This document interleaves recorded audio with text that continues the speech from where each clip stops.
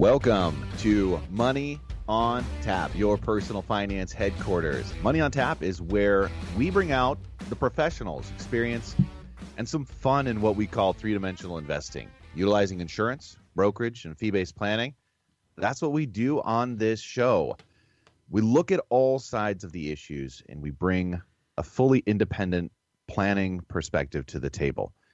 My name is Seth Kressman, and I'm joined here once again on this very first show for us of 2019 with John Ryder and Ben Brayshaw. Good morning, guys. Good morning, Seth. Hey, good morning.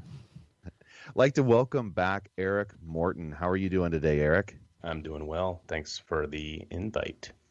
Now, Eric's joining us from Vancouver, Washington, right across the river from Portland. If you're not familiar with the West Coast side of things here with Brayshaw Financial Group. And Eric is in P&C, property and casualty, and brings that part to Brayshaw Financial Group and Money on Tap, because we talk a lot about protecting our clients, and that's a fantastic ad for us. So thank you very much for being here and joining Brayshaw Financial, Eric. Good morning, you guys. If you are new to Money on Tap, hey, we want to welcome you and let you know, first of all, a couple of things. You can reach us. You can actually call us at Money on Tap at 855-226-8551 or email us at info@yourmoneyontap.com. You can also find us at Facebook at /3D Investing, and that's kind of a fun way for us to interact with you there, because we post our shows. You can have a listen to them. And if you're in the podcast arena, or if you're looking to try to pick us up on the go, that's a great way to find us as well. Whatever your podcast venue is, we are Money on Tap. And you can find us and download our past shows and pick up, whatever you'd like to. We're going to talk about, 2019 and this new year. 2018 was a terrific year. Meeting with some of our listeners and, doing some planning there with them has been a lot of fun for us. But today, we're going to get into the most wonderful time of the year. That is the title of today's show, the most wonderful time of the year. And so why is this the most wonderful time of the year here in January? Not because of the freezing cold temps we have out there, not because of the snow all over the roads and the fact that you may have credit card bills arriving from a little bit too extravagant of a Christmas. So this is really a very, very cold time of year here in the Northeast. Ben was just telling me that he had just done a run yesterday out in the cold. Ben, what was it, 5 degrees out when you were running, 10 degrees? Well, it said it was like 20, but it was negative 20, I think, on the wind chill. Oh, man.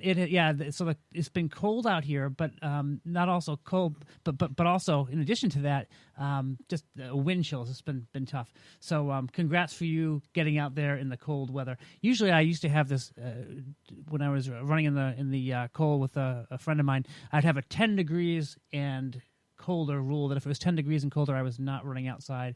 It was time to hit the treadmill inside. So, Ben, it looks like you did pretty well despite the nasty weather out. So anyway, it's the most wonderful time of the year because this is a new year with new hopes and new habits that you can build into your life. And the old year is gone, and with it, perhaps some of the things that were holding you down. And before we get into Money in the News, what we'd like to do is just do a quick rundown of how the year turned out, or should I say, turned down in relation to the markets. Yeah, the market didn't look so great at the end of the year for a lot of people. It's funny. There has been so much conversation about how the S&P rose so heavily, and a lot of people don't realize that was primarily due to the technology bubble that we had, in a lot of reference to the FANG stocks, which is that Facebook, Apple, Amazon, Netflix, Google. Right. There was a huge rise in those in a small piece of the S&P 500, which overall impacted the growth. So if you were in the passive S&P 500, you saw some significant returns for the beginning or 3 quarters of the year, but that last quarter was pretty detrimental to a lot of people's portfolios. We've had some conversation about that, but in December alone, the Dow was down 8.7%, and the S&P was down 9%. Wow, that's just December. Yeah, and it had been falling for part of November. Yeah, and you know what's interesting about that, Ben? There's one 7-day stretch that we had in December where the Dow fell by 350 points or more 6 times in those 7 days. So talk about just a crazy, crazy time of the markets just dropping and dropping and dropping. That's a lot of volatility. Yeah, and I actually heard, I think it was on CNBC, that this December was the worst December since, the Depression, 1931 Depression. Yeah, well, Ben, if you like volatility, Eric, if you like volatility, Seth, if you liked it, December was the year for you. Was the month for you in if you were a bear, you made some money in Yeah. December. My favorite of all months was the volatile December of 2018. Right. Is that in like your entire history? Like looking back over your life, you're like, oh, that was the best month of my life. I love not knowing what's happening.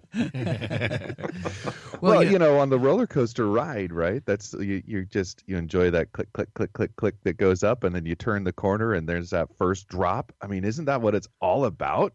Yeah, when your stomach is in the middle of your throat, and yeah. I had a friend that used to quote this to me. He's like, "You want to be on the big kids ride, Seth. You want to be on the big kids ride." And sometimes when it comes to things like this, I'm like, nope, get me that little teacup that just spins around and goes a little. I'm gonna go ahead and sit this one out. Well, actually, a lot of our clients did sit this one out.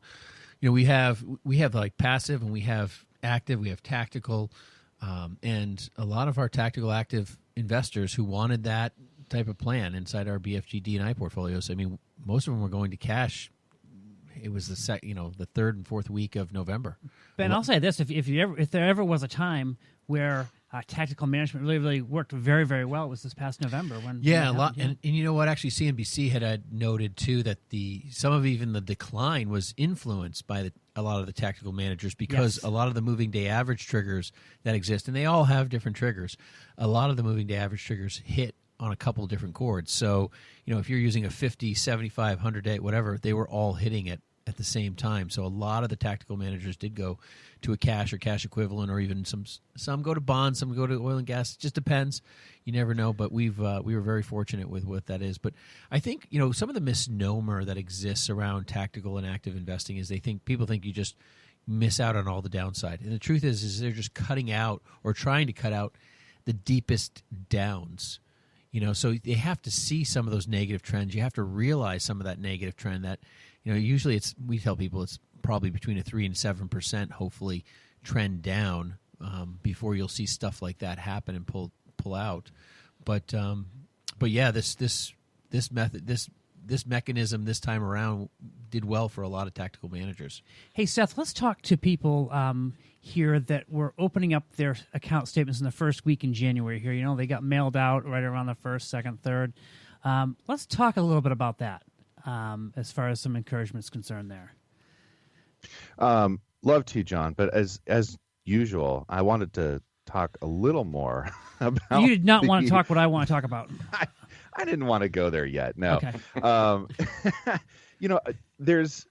We've done a lot of different shows on Money on Tap, and sometimes we just get, we just get going and we start talking about the subject, and we have, or at least I feel like I have this idea that you. I have this idea that you've all been listening with us for like the past 90 shows plus whatever we're at right now. I know we're getting close to 100, which is pretty cool. But some of the things that we're throwing around here are things like active management, tactical management, passive management. And what are we even talking about in that? So I think it's important just to let people know, hey, a passive management is just kind of what the market does. You just you buy and you hold. Maybe you buy a stock and you hold it. An active manager is probably going to buy and sell and try to take advantage of some market trends. And in terms of the money managers that we were just talking about, some of those are trying to not participate as much on the downside of what happens. And so what can happen in a market, right? Well, the Dow Jones is one of those indices that we've actually done a show about because it's interesting to know a little bit of the history around that. But if you want to take a look at the Dow Jones, what has it done historically? And if we were to talk about, historic pullbacks or downtrends in that indice of 20% or more, it happens about once every 3.5 years. And that's significant. I mean, if you're taking a look at your savings, your retirement, and you're trying to do some planning around that, and it can be catastrophic for some people if that's the way that you're investing. And so active in what we're talking about here is we're trying to protect some of those gains that have happened in current market or ongoing market cycles. So that's what I think is a really powerful part of the planning perspective that we're bringing to the table. So I talked enough about that, John. Did you want me to continue to talk some more and go into here's the truth, and maybe I bet Eric could even chime in this too. Eric, I don't know if you've gotten any of your investment statements back from the end of December. Tell me when you were looking at those, Eric, how you felt, or if you even looked at them, you might have put them straight into the shredder. I don't know, but what were your thoughts when you saw those returns? Well, I'll tell you, I did put them straight into the shredder. Okay. That is actually my risk management plan. I say risk management because that's something that's near and dear to my heart, and that involves having someone look out across the horizon and basically give you a heads up as to what could potentially happen. And if you've got someone on your team that's doing that, then these sharp downturns do not affect you as much. Absolutely. Or emergencies. And that's what my side of the insurance conversation does. And so, yeah, straight into the shredder. And it's also very good for boating of conversation to come. I think, just because we're diving into this, there's a lot of people that are listening today saying, man, I just lost 15, 20% in the market in like 2 months. Yeah. How does that happen so quickly? How does it happen? What do I do? What's the next step? Yeah, do I get out of this thing now? Because, I don't want to go down any further. There's no guarantee what's going to happen in January, February, March, April. Yeah. And I was actually talking to someone, and the only reason I bring this up is because Eric said, joking around about this person particularly and what they held and owned. And I had said to them, I said, listen, in your situation, this is probably a ride it out. Try to see if you can leverage, double down kind of scenario.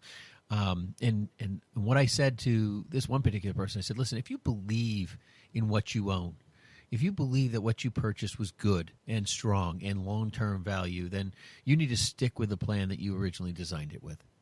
I said, if you're reevaluating your portfolio and you're saying, hey, I bought this and it's junk, and in reality, I really need to focus on the core of what my investments are.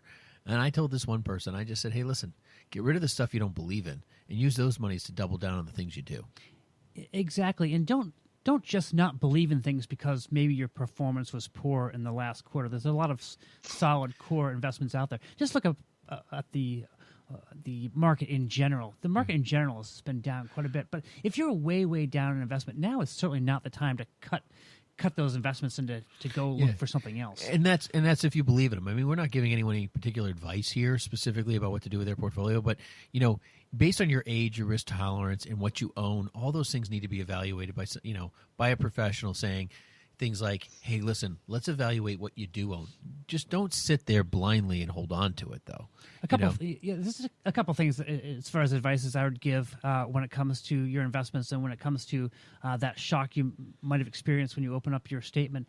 One is, let's not get into a panic about what's going on around you. Remember that. There's no reason to get into a panic about the actual investments, the return that you've seen. We've seen this before. We're going to see it again in the future. But also, it's a very, very good time for you to start assessing the risk that you are taking in your portfolio and to make sure that it matches your feelings about risk and return. We have some tools that we can certainly help you assessing your portfolio, and we'd love to do that. We'd love to have you give us a call and to be able to help you evaluate the risk that you're taking in your portfolio now. Yeah, or you can go to our website has a Riskalyze tool. You can go there, use that for free. I think it requires that you put your name, email address, and so forth, which is kind of the traditional world, but it's free to use, and it will give you at least a perspective on risk. But I'll tell you the one thing that people want to know what to do. People want to know what's the next step. I'll tell you what an event like the last 2 months really gives you as a huge bonus, a huge benefit, right?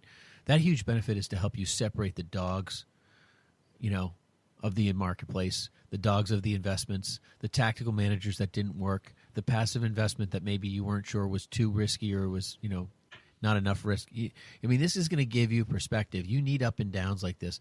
2008, they said, was the one thing that people learned the most was really the level of risk that they owned. Is the market done dropping? I have no idea. We don't. We use technical analysis. We base these things on, some hardcore understandings, and the averages work in our favor. And that's really what it is. If you're not playing the averages and you're not investing in what you believe in, then you're just gambling. And so the set it and forget it, all that stuff. This is the time where you evaluate, do you own the right thing for you? Are if you're running scared and you're shredding your statements and you don't even want to think about it, and you're, like, man, I'm not growing as fast as I need to get to retirement, and all of these different question marks running through your head, maybe there's some other strategies out there. I think that's one problem that exists in our industry is, you have people, no one knows. Do I go to a fee-based planner? Do I go to a commission guy? Do I work with an insurance person? Whatever, do I buy stocks? Do I buy bonds, mutual funds? People don't know what to do. The problem is you have so many people who are just working in one domain. I think what makes us and Brayshaw Financial Group such a unique scenario is that we can offer and provide competent solutions on a lot of those domains to really help people choose what's best for them and what their needs are. I think that's really the kind of, not the one size fits all, but the shop that can offer you a lot of different pieces. All right, so I want to talk about a couple of things there. Had a great conversation with a client the other day, and the concern was what to do during this time with their 401k. Now, they have a time horizon, which means they have time before they're going to retire. But watching what was going on in their 401k, they were concerned. And so the question that they have is, what do I do? Do I stop contributing to a 401k? In their plan, they're getting free money. And so the automatic I have to say there is no. You'd still want to take advantage of getting free money. And when a market turns down like this, that can be really actually very beneficial to new monies being added into a program like that. So, I mean, don't just necessarily pull the plug on what you're doing because, fear is starting to take over. Have a conversation, because that's what we're here to do. The other side of that is as well, and this goes into the 401k question, there's a lot of people that just don't know what's going on in the 401k world. What are they doing? Even though their 401k provider might be, giving them some kind of an allocation, which is helpful. But we've taken apart so many of those and said, well, why would you even, invest in that fund? I don't know, maybe it's a global stock fund or something like that, because those can be super volatile and really not have a high return ratio on them. And so, just changing some of those allocations and understanding why can put in a plan that has so much more power and momentum behind it. Yes, Seth, that's a great point. In addition, one thing, I remember a client that we were working with here in January, February of last year, I guess we'd say now, where they had the option to do what we call an in-service withdrawal. And one of the reasons why they wanted to do an in-service withdrawal after we talked to them about the options was the fact that their 401k had some very, very limited options.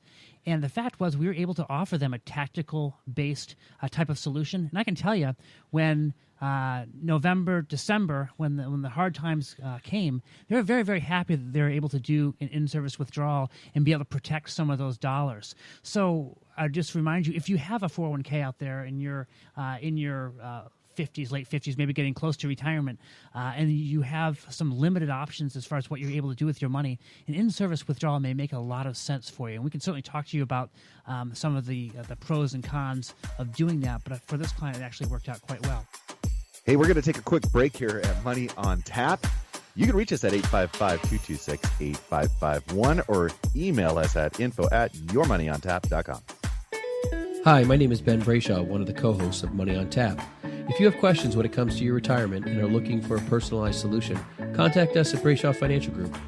In today's volatile stock market, we can help you plan to find your successful retirement solution. Am I saving enough? Am I saving into the right places? Do my investments match my appetite for risk? Do I have a tax strategy that is going to help me keep more of what I earn? How can I maximize my Social Security income? If you are like most people, you are getting closer and closer to your retirement and may be wondering if you're taking the right steps. If you're in retirement, you may be wondering, am I maximizing my income while preserving my estate and caring for my family? We talk about all things financial in what we call three-dimensional investing. putting a plan around your financial future. If you feel that now is the time to start getting the answers to some of these questions for your own situation, give us a call at Brayshaw Financial Group at 855-226-8551. Headquartered in Bedford, New Hampshire, we have offices throughout New England and across the country. We would love the opportunity to show you how we can help. There's absolutely no cost or obligation just to meet with us, and we welcome you to our office. Call us at 855-226-8551. Now back to Money on Tap with Ben Brayshaw, John Ryder, and Seth Cressman.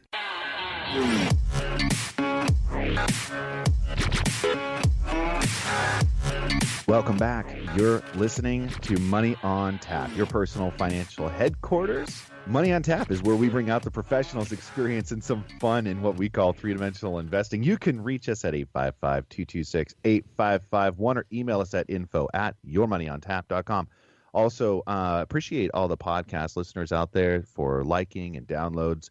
All those things are fantastic, and we appreciate those conversations that we get to have with you out there as well. We are talking about the most wonderful time of the year because right now everybody's looking at their credit card bills thinking it's fantastic, or getting those January or year-end statements wondering what happened to all of my gains from 2018. Oh my gosh.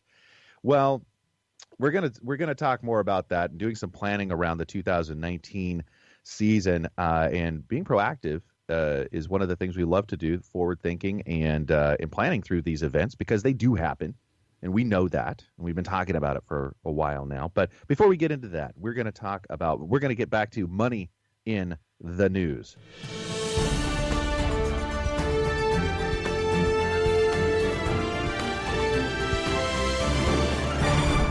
So a Portland man was locked in a Burger King bathroom for an hour, okay? And one of the things that came about through this was that he apparently was promised Burger King for the rest of his life. Yeah, so Seth, free he's in there. Burger King for the rest of his life. He's in there. He locked the door, I guess, and then when he came to unlock the door, he couldn't unlock the door, couldn't get out. He was trapped in there for an hour. Someone slipped a fly swatter under the door and suggested that he use it to pry open the lock. This is in the lawsuit. He allegedly cut his hand attempting that, and the lawsuit says that he could hear employees on the other side of the door laughing at him. So when he finally got out, he had a very generous Burger King manager there who I guess said something to the effect that, hey, since you went through such a terrible time, you cut your hand, you're in there for over an hour, anytime you come in here, it's free meals on us. And this guy who ate Burger King on an almost daily basis, I'm a little bit in shock about that, but he eats at Burger King almost daily. He said he was very grateful for the offer. And so it worked out well for 2 weeks until what happened, Seth? Was it only 2 weeks? It was 2 weeks, and the Burger King manager, all of a sudden, corporate got involved, and corporate said, "Yep, nope, corporate we're done." Put the kibosh on that. Yeah, no more. Can you imagine Burger cutting King your for you, hand Palsy. and like having an open wound in a Burger King bathroom? I'm just thinking about It's the most wonderful time of the year. Ben. Well, he said he had PTSD from the scenario happening. I have PTSD from listening to this. This is unbelievable. So Seth, the idea. I'm sorry. The idea that the fly swatter was a feasible way to help him out leads me to believe that had happened before, and they were like, "Well, hey Johnny, the fly swatter. Get the fly swatter." Yeah. So it's kind of next concern. time somebody needs to break into a place, I'm going to hand him a fly swatter. Doesn't it concern any of you that they have fly swatters on hand at the restaurant? Like, that's a little gross in its own right. I mean, yeah. Side note: shut that. I guess it's better some fly swatters than none. What happens when the flies come? I don't know. But anyways, the guy's 50 years old in a Burger King Whopper meal. Here's what the lawsuit is saying: a Burger King Whopper meal costs $7.89, and they basically say they're suing for $9,026. They're basically multiplying out the meals that he would have had over the years until he's 72. Why 72? Well, I don't know. Are they saying that your life expectancy drops when you eat Burger King every day? I think so. I Yeah, think that's maybe. exactly Yeah, what's normal going life on expectancy 82. He gets 72. You lose, you lose 10 or 15 years instantly eating Burger King. there. Yeah, the actuaries came back with a definitive 72 if you do this. 72 is a generous number if you're going to eat Burger King. I mean, twice a day? Come on. Hey, guys, it does say in here that Fuller says that the lawsuit is no laughing matter. So yes, I think everyone can stop laughing right now. And as the article says, it's kind of like an interesting episode out of Seinfeld. But as always happens when these things happen, a phone call to Burger King was not immediately returned. So I guess they did not want to comment on the matter. Mm-hmm. Okay, secondly... What about the cost of inflation? Did they assume the cost of inflation of the $7.89? I don't know.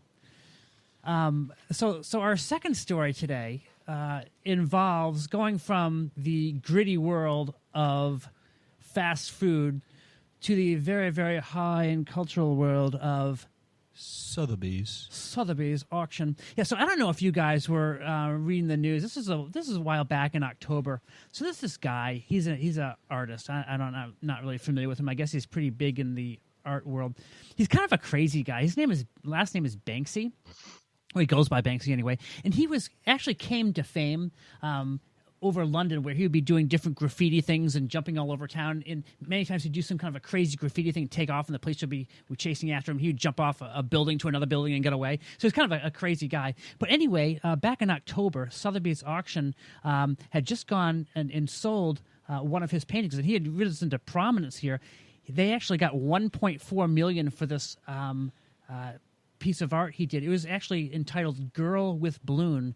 And here's what happened. And again, I don't know if you guys saw this or not, but the piece of artwork was up there on the wall, and it was pronounced sold to number 262 or whoever bought the auction piece. And as soon as it said sold and the gavel went down, it was about a 5-second delay, and all of a sudden you saw the piece of art, the Girl with Balloon, actually going down in the frame, and you could see the frame going down, and you could actually see an empty space behind it as it was going down, filing down.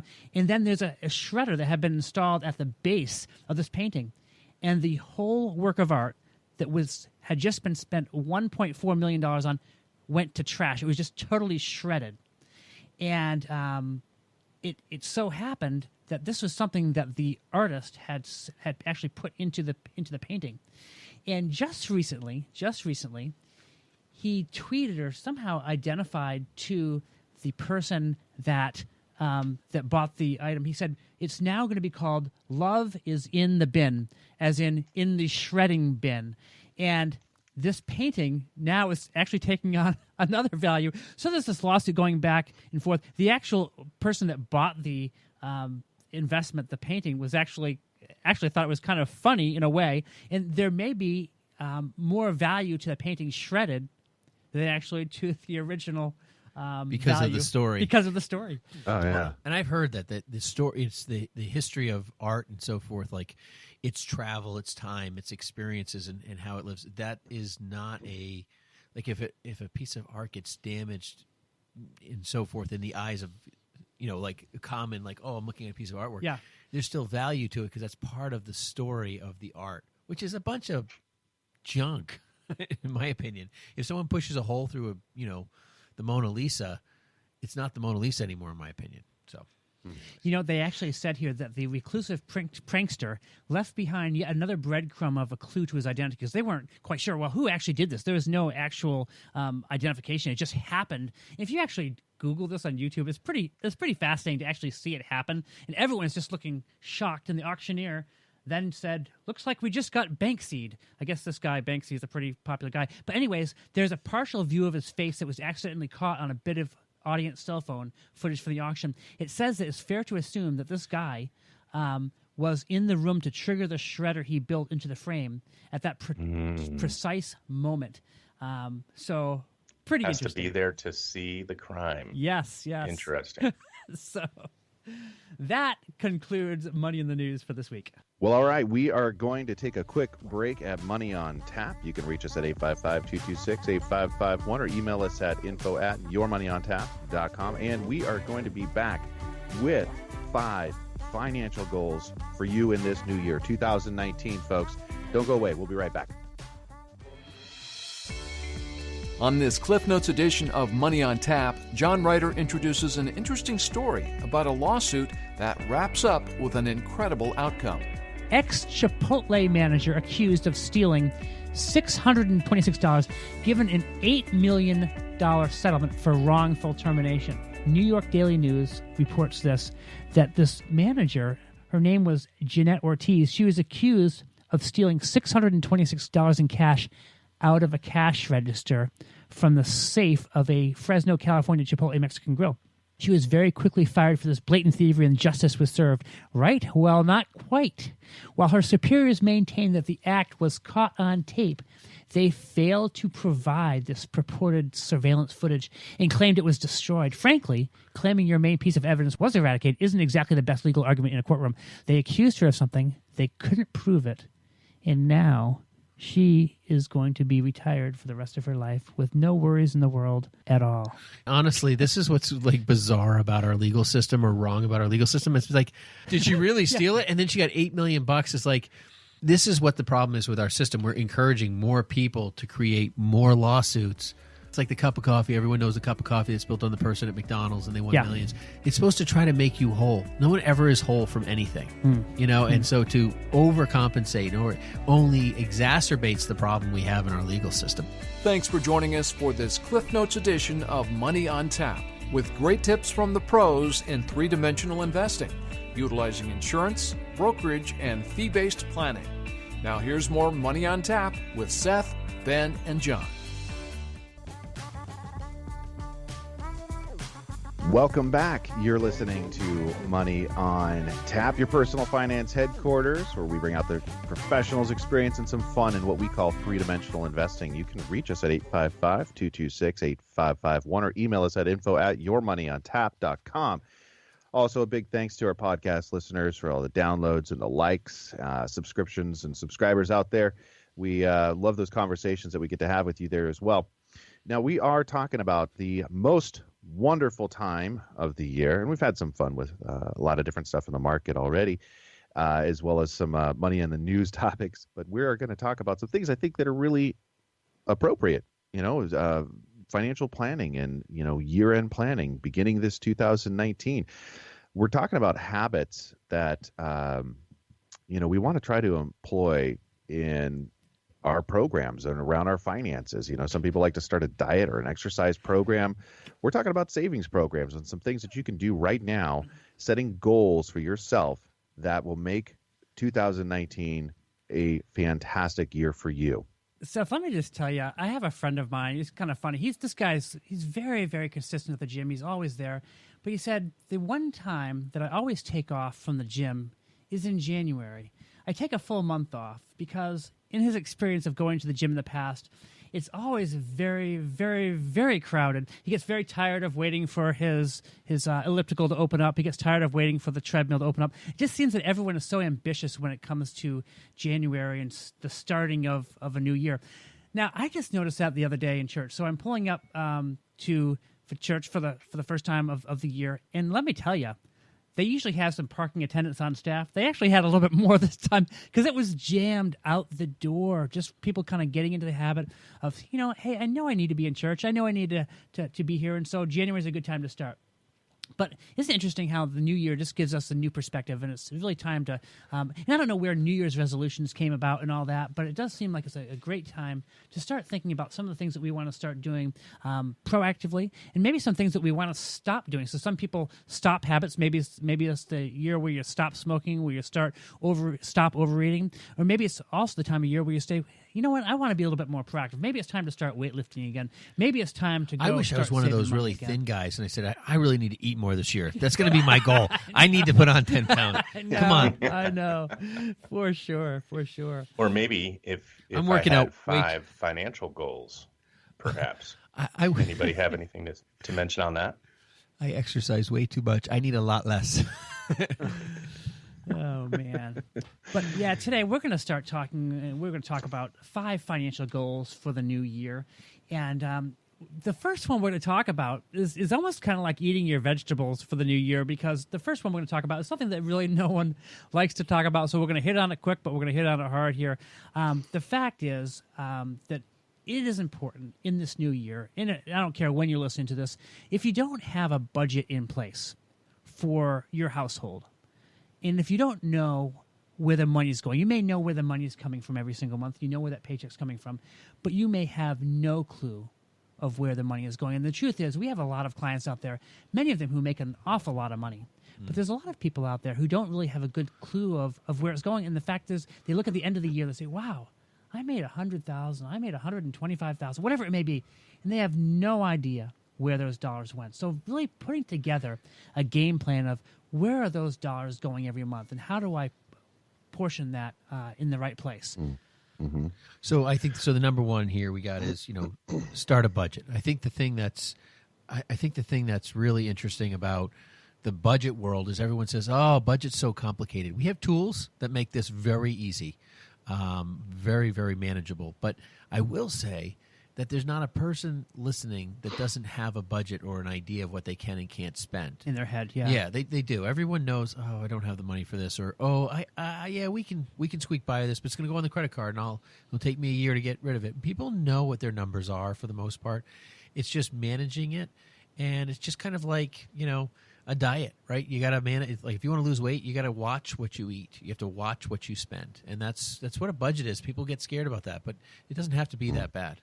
Yeah, I think of the gym analogy there. I so often need to get into some kind of a class or some kind of an accountability program around, the activity I know that's going to be critical for me, and it is. It's really important to spend time being active and lifting weights or doing cardio or watching my diet. But the reason I kind of head down that little rabbit trail there is because right now at our church they're kind of rolling out the New Year's programs, and one of them is Financial Peace University, which I've gone through, and I love the tools and the accountability around that. And there's other ones out there as well. I mean, sometimes we are those people in your camp that come alongside you and help you out with some of these ideas around your budget. So I really think it's important to set up some goals for your budget. It's very easy to start something and then to stop it. But one thing I'd really encourage you to do is set up a monthly budget and stick to it all year long. See if you can actually stick to it as opposed to just setting it up and then before even the end of the month comes along that you're not doing it. So see if you can set up a monthly budget, stick to it all year long. And then also take a look at some different spending categories that you have. Are there some areas where you're just spending a lot more money than you should be? It may be something like a Starbucks where you're stopping in every day. Do you really need to spend $5-6 every single day on a Starbucks? Or could you maybe even cut that habit in half and go to Dunkin' Donuts? I don't know. Can you make it more affordable for you going forward? But then also, it's important if you are married, budget with your spouse each month, because it's one thing for you to do it, but it's really important for everyone to be on the same program. Can you have that conversation, John? I am going to have that conversation because I'm sick of it. I am sick of it. Ben. I was just talking about my wife. Because I don't want to have that conversation. I think it parallels really well with the counting the calories, because once you start looking into it and you're looking at your day and you're like, oh, I didn't realize that Big Mac really was as expensive to my body, similar to that Starbucks coffee. And then you start getting into this mental zone of, all right, maybe I can cut this out. So it's all about that tracking and accountability. So Eric, it's perfect, hand in hand. Perfect point. In fact, it's kind of like two birds with one stone there. I'm going to stop spending the money on the Big Mac, so I'm not spending the money, but I'm also saving the calories. So maybe there's a word of wisdom from Eric this morning. Yeah, 2 for 1 special. But Seth, maybe we can talk secondly about getting out of debt, which is really our second thing that we're talking about. You had mentioned that you have a program starting at your church. What was it? Financial Peace University? Yeah, Financial Peace University. Dave Ramsey's, one of those people out there that if you were to, Google get out of debt, he's probably going to be one of the first people that pops up. Right. But there's other programs out there. He's just, one of several that, really talks about the financial freedom of being debt free. And if you've ever gotten to that place where it's like you're just being consumed in your life with, trying to pay the credit cards, the monthly expenses are just too high and the debt is accumulating. It is a snowball effect that can be consuming. And one of the things that happens in that is there's kind of like, your body's natural defense systems that happen. Like your mind will automatically drift into I need to problem solve this consistently. And it takes up a lot of space and time and freedom from what you could be doing with that energy. So just getting out of debt can be one of those freeing experiences that people don't really know. They don't even know that this is what's going on because they have been in debt for so long. They just don't know anything else. So that's a perfect point. That's a perfect point. Just to be able to have that freedom. We had a client that came in earlier, was listening to our radio show. Ben, you may remember this one. This guy had spent a lot of money on credit cards, and he had spent a lot of money on fixing his house up and all that kind of stuff. And he said, you know what? I have finally come to the point where I've taken care of everything I need to do. And now I have the ability on a monthly basis to set aside such and such. It's a considerable amount of money he had to put aside every month because he had just taken care of those things. And just the freedom for him knowing that, hey, you know what? Every single month now, I'm actually going in my favor as opposed to just paying things off. Now I'm actually accumulating dollars. And that was a big, I think, aha moment for him to actually see, hey, I've made a huge difference. I've paid off a ton of things, and now here we are. We're going forward from this point on. That's a great freedom feeling. No, we've had a number of people come in like that. I think that's where the next phase is. A lot of people they get to number 2 here. They've been budgeting, saving, getting out of the debt pieces. Even we've had people walk through the door at different points in my career. I paid off my house. That was for whatever reason an obligation they felt like they needed to complete. Now, I don't necessarily feel that way. That's my direction, like that's going to be my first focus because I think there's other value in balancing some of that. And there's lots of things you can talk around about that. But yeah, some people walk through the door and they're like, you know what, I'm really ready to go after this. And that's a great, you see the relief. There's no question about that. And speaking about getting out of debt, maybe Dave Ramsey is the person for you to talk to you about that. Maybe there's someone else you can talk to. But really, one of the things that you can do, if you can just write down on a sheet of paper what different debts you have out there right now, and then figure out a game plan rather than just, okay, I'll pay the minimum on this, I'll pay a little extra on this. Actually put a game plan together of what you're going to do to be able to get, whether it be your credit cards, whether it be car loans you have, whatever it may be, but actually put down on paper what you owe, and then figure out what's a realistic way that I can get rid of this debt. Maybe not this year. Maybe it's not next year. Maybe it's over a 3-year time period. We can say, you know what? I know that if I work extra hard, if I be very, very diligent about not putting new debt on, that I can actually get rid of all this debt. And I think that's one of the things that why I sometimes enjoy listening to the Dave Ramsey show is the fact that sometimes people come in and talk about the tremendous difference that they made in their lives where they paid off $120,000 of debt over a 2-year time frame just because they really buckled down and said, you know what? Hey, I set up a payment plan. Maybe I even sold some items to pay off some debt. Maybe I reduced spending to pay off that debt. Maybe I got a temporary second job to get rid of it. So whatever you need to do, you're going to find a tremendous feeling of freedom when you pay off that debt. And I think it really goes hand in hand with our next point here for the New Year's. So the first thing is, one, we set up a budget. Number 2, we actually put together a plan to get rid of the debt that we have, to get out of the debt that we have. But number 3 is, and this goes hand in hand, is to start saving money. Saving is really an important key to financial success because we can always be paying off financial debt. But if we don't ever really get any money started and you're not starting to put money away, that can really be a big problem long term for you. Yeah, I think with the saving area of this, the one. The kind of the knife in the back on helping you to start saving, and even with debt, right, is eating out. Eating out is a very expensive thing to do, and our world has been catering to eating out more and more and more. It has been. And I got to tell you, sometimes we go out eat out, and it's not even when you go to a restaurant where you sit down and tip, that's an additional expense. Sure. But now I found like there's a lot of fast food places that are like very expensive places. They're better fast food though, but yeah. But you're like, boy, I could have sat down at a dinner somewhere else and paid the same and tipped somebody. Yeah. So you have to be careful about where you eat. I think the one thing, John, about debt that I would probably add in here is sell the stuff you don't need and use it to pay off your debt. Sure. Get some money for the stuff you don't need. It's easy to do it now than it used to be. Because remember before, if you were going to sell something before, 20 years ago, guys, 20 years ago, you were having a yard sale, right? You'd have a yard sale out in front of your house or in your neighborhood or whatever if you lived in a neighborhood. But today, it's just totally different. It's a Craigslist. It's a whatever.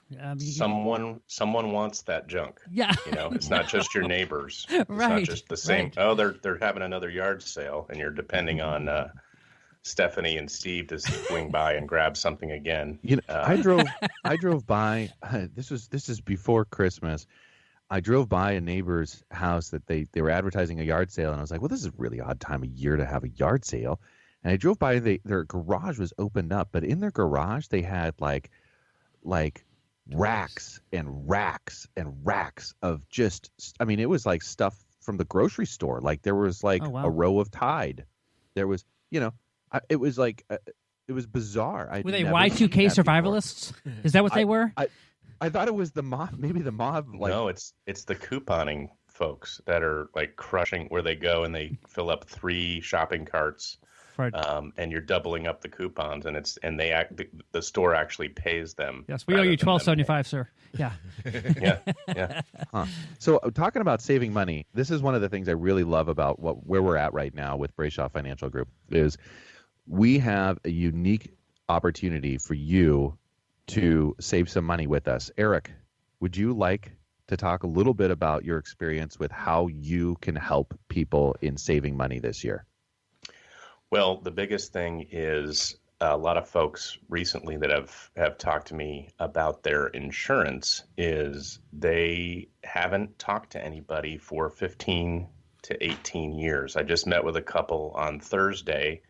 Wait, have they just haven't talked to anybody for 15 to 18 years period or about their insurance? Nobody. They're just very reclusive. Yes. Yes. Yeah. It's unbelievable. They You're the first person I talked to. Yeah, I was like, well, this is going to work out well for sure. This is a win-win. No, I'd known this lady for about 6 years. She's a member of the Chamber of Commerce here in town, and she reached out and said, you know what, I'd like to sit down with you, have some coffee. My husband, we're about to retire, and we need to review our insurance, our personal insurance. And so I said, sure. Thought it was kind of odd because they're a little bit more experienced, and I figured they had someone helping them. But oddly enough, they had never reviewed it in 15 to 18 years, I think they said, and just walked away with something such an easy concept of bundling home and auto, which you hear all the time on the commercials and TV and radio nonstop. But that act alone freed up $1,700 for the year for them. Oh, no kidding! And wow, it's a huge amount, and it was nothing. And I almost didn't want to say, oh, if you'd done this 5-6 years ago, yeah, how $67,000. But it's just amazing to be able to do something like that, and that's a quick side note to ways to get some cash flow. Terrific point. Yeah, and you can take a look at your different utilities, whether it be your homeowner's insurance, like Eric was talking about, or it could be your life insurance. Maybe you have a term policy that you paid a lot for years ago, and we have seen term prices come down as we see actuary rates change and all that. So there may be some good savings there. It could be your cable bill that you have, where you have a cable bill where you've been paying $200 a month, where now you could be paying $100 or half that. Who knows? Well, the thing is you think about cable bill, you're paying $200 a month, and you could get it down to $150. Who wouldn't do that, right? Yeah. If you can have homeowners, if you can save yourself $600 a year or $500 a year, that's $40 to $50 a month right there. So there's a lot of ways that you could find yourself, $100, $150, $200. I know personally, I've called the cable company just to cancel, and they're like, "Oh, we'll give you the special sign-up. We're sorry, Mr. Brayshaw. We'll offer you this and reduce it." I'm like, "Okay, sure, why not? I'll keep it then." That's and that will be $50 to $70 for 6 months. I mean, just make the call. Next up, I love this. Learn about money and finances. And guess what? You're doing it today. You've already completed 1 out of these 5 right now just by listening to Money on Tap. So you're welcome. Is that and number congratulations. 4? Is that number 4 out of 5 as well? Yes. It is. Yeah. Yes. Yeah. So you could take that one step further and subscribe to the podcast. Like us, subscribe. We need that. That's helpful for us. And then number 5 is begin investing. Maybe it's with us, maybe it's with somebody, but just start somewhere. Get some help. Get some money going. I think one thing we tell a lot of people is start saving in a bank account that's not easily accessible, so you don't just spend it right away. Save there. Get to the point where you have a little bit of a buffer, and then start moving to maybe actually doing some longer or midterm investments. So let's talk a little bit about why it's important to have that buffer, as you said there. I was thinking, the word I was thinking in my mind was kind of like a cash reserve. And one of the reasons why you want to have that is because many times we see people that start saving. Maybe they start saving $100 a month, and maybe, in a couple of years they have a couple $1,000s, which is great. However, all of a sudden, something happens, and they have a car transmission that goes. Or they have, it just could be anything out there. It emerges maybe a problem with their furnace, whatever it may be. And all of a sudden what we see people doing is making a phone call. And they say, you know what, hey, I need $1,800 because my furnace went or my car battery went. Whatever it may be. Not car battery. That'd be an expensive car battery. But no matter whatever it is, all of a sudden they need to take the money out. And the problem is that their investment that they may have put those dollars into may be down at the time. So really what we would encourage people to do is to really build up a cash reserve. And some people may ask, well, how much of a cash reserve should I have on hand? And I think that really depends upon the amount of money that you make each year, and it really depends upon the amount of expenses that you have going out. But we also often hear people talk about, well, have 6 months of cash reserve on hand.